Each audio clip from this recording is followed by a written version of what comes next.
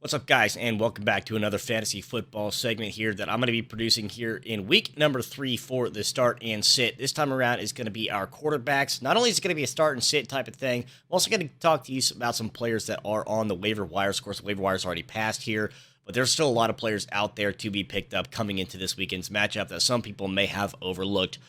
Starting out with quarterbacks, of course, not a lot of people are going through the waiver wires with quarterbacks, and just you have a guy, you stick with that guy. I don't blame you.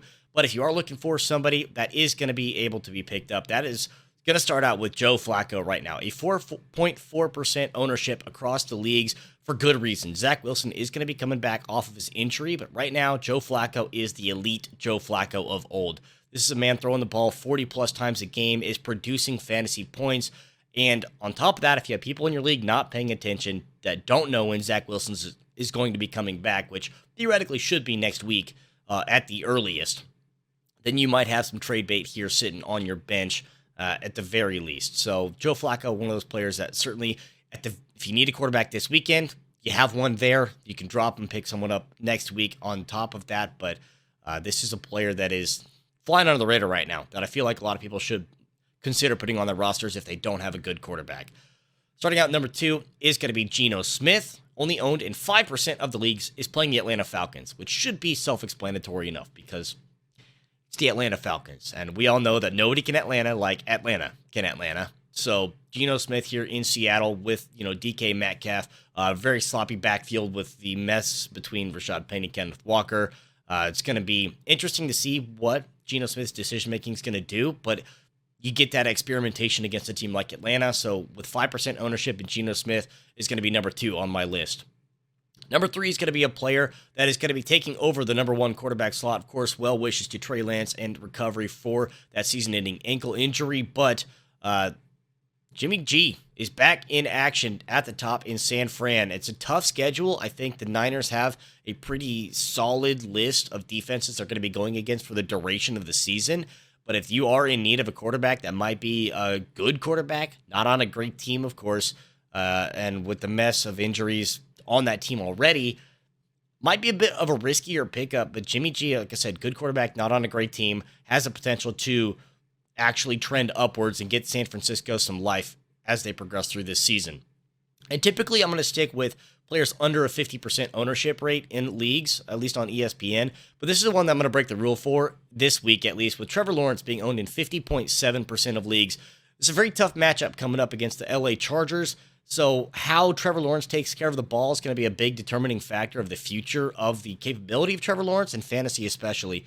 Not putting up big numbers in yardage, but he's taking very good care of the ball, has not thrown a lot of dangerous passes, has good completion percentage.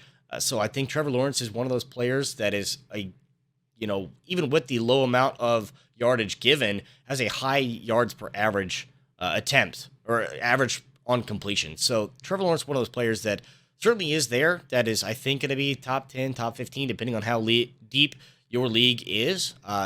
A quarterback to be entered into the conversation, which leads me to my quarterbacks that we are going to avoid. And first and foremost, it's going to be the matchup between Tampa Tom and Aaron Rodgers. Both of these guys have wide receiver cores that's in shambles right now.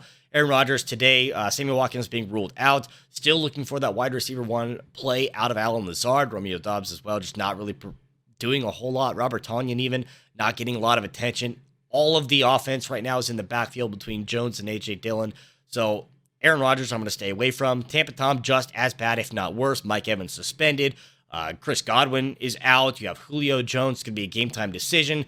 Next up, you have Brashad Perriman and Russell Gage, both questionable. The only positive player that is going to be for sure suited up on Sunday is Scotty Miller at the number 6 wide receiver. So I'm not taking either one of these. Granted, Perriman and Gage are both probably going to be playing, but I'm not taking Tampa Tom. Not this weekend, not against Green Bay. And my third quarterback that I'm going to say stay away from this week is going to be Matt Stafford. A divisional matchup against Arizona. Those are never easy. Everyone knows how divisional matchups go. Plus the fact that this is Detroit Matt Stafford playing right now. Great, you're on a great team, but for some reason the reads just aren't there. Cooper Kupp's getting the love that we all expected Cooper Kupp to get, but Allen Robinson is not. And Matt Stafford has thrown 5 interceptions in the first 2 games.